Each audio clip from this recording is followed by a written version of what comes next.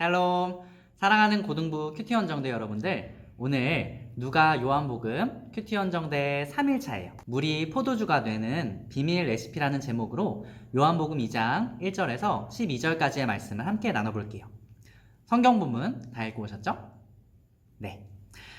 여러분들 지난번에 요한계시록 말씀을 나눴을 때 7이라는 숫자가 매우 중요하다고 이야기했어요. 7교회에 보내는 편지, 7인, 7나팔 등등 7이라는 숫자가 많이 등장을 해요. 요한복음에서도 7이라는 숫자가 의미가 있는데요. 요한복음에서는 다른 복음서들과는 다르게 나는 네모다 라고 예수님께서 7번 말씀하세요. 그리고 오늘 살펴볼 부분인데요.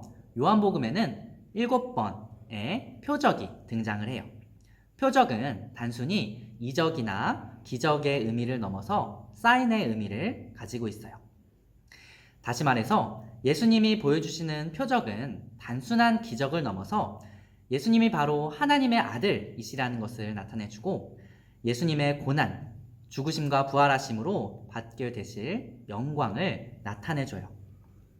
가나의 혼인잔치, 예수님께서 왕의 신하의 아들을 치유하신 이야기, 베데스다 연못에서 병자를 치유하신 이야기, 오병이어의 기적을 베푸신 이야기, 무리를 걸으신 이야기, 실로암 맹인을 치유하신 이야기, 죽은 나사로를 살리신 이야기, 이렇게 요한복음에는 7가지 표적이 나오는데요. 오늘은 첫 번째 표적인 물이 포도주로 바뀐 가나의 혼인잔치 이야기에 대해 나눠볼게요.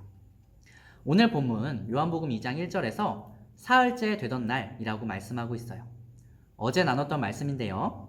나다나엘이 예수님이 하나님의 아들이심을 깨닫고 그분을 믿게 된 이야기를 나누었어요. 그 이야기에서 이틀이 더 지난, 다시 말해서 사흘째 되던 날이라는 거예요. 예수님이 가나의 혼인잔치에 초대를 받으셨어요.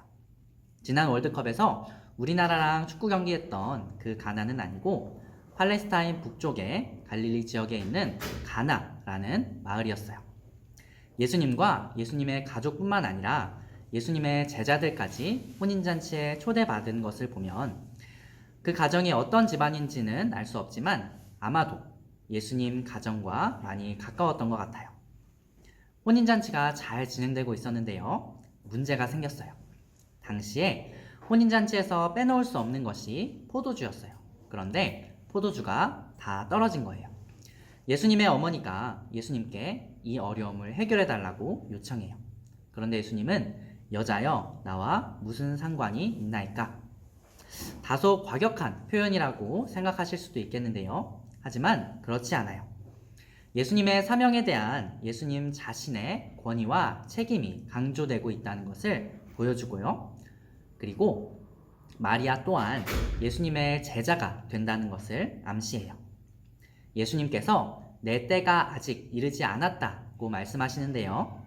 여기에서의 때는 예수 그리스도께서 십자가에 달려 죽으시고 부활하심으로 영광스럽게 되시는 그 때를 의미해요. 예수님은 거절하셨음에도 불구하고 기적을 베풀어 주시는데요. 이 기적이 죽으심과 부활하심을 통한 영광을 나타내는 표적이에요. 예수님께서 오늘 혼인잔치의 표적을 통해 예수님께서 이 땅에 오심으로 이제는 율법의 시대가 끝났고 예수님의 시대, 즉 하나님 나라가 임했다는 것을 우리들에게 보여주고 계세요. 구체적으로 한번 살펴볼게요. 연회라고 하죠. 결혼식에서 손님들에게 잔치를 베푸는 것은 아주 중요한 순서예요.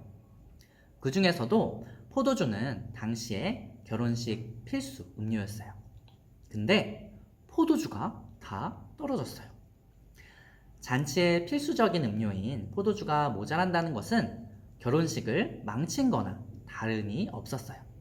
뿐만 아니라 손님 접대를 소홀히 했다는, 정성껏 하지 않았다는 비난거리가 되었어요.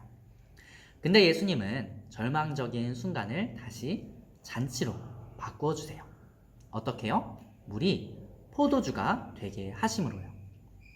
오늘 본문 6절에서 물 2-3통 들어가는 돌 항아리 6에 예수님이 물을 채워 넣으라고 말씀하셨어요.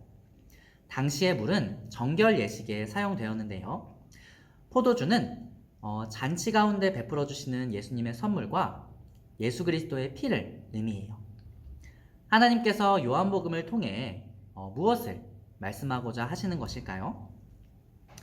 계속해서 이렇게 말씀하고 계세요. 정결 예식, 율법을 최고라고 여겼던 유대교의 시대는 이제 끝났다. 이제 예수 그리스도의 때가 왔다.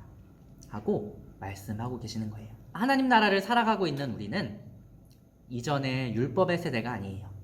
주님 안에서 새롭게 태어난 존재인 줄 믿어요. 그런 세대인 줄 믿어요.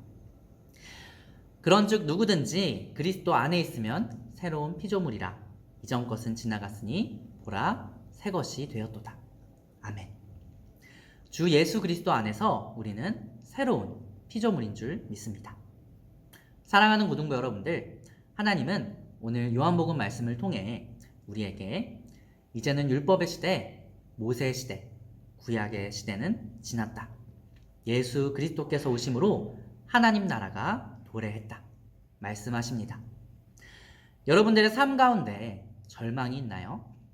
오늘 하루 절망을 소망으로 바꾸어 주시는 예수 그리스도를 바라보기를 소망합니다. 하나님 나라에 살아가면서도 여러분들의 죄된 본성 때문에 여전히 묶여 있나요? 죄의 종이 된 자신을 보며 무기력하기만 하신가요? 나는 주 예수 그리스도 안에서 새롭게 태어난 존재이다 하는 믿음을 가지고 오늘 하루를 살아가기를 소망해요. 물이 포도주된 표적을 통해 하나님 나라를 보여주실 때에 예수님은 일꾼들을 사용하셨어요. 하나님 나라의 백성으로, 주님의 종으로 오늘 여러분들에게 들려주시는 하나님의 말씀에 순종하며 살아가기를 소망해요. 여러분들이 적용할 점, 깨달은 점, 은혜 받은 점을 댓글로 달아주세요. 그럼 여러분들 안녕.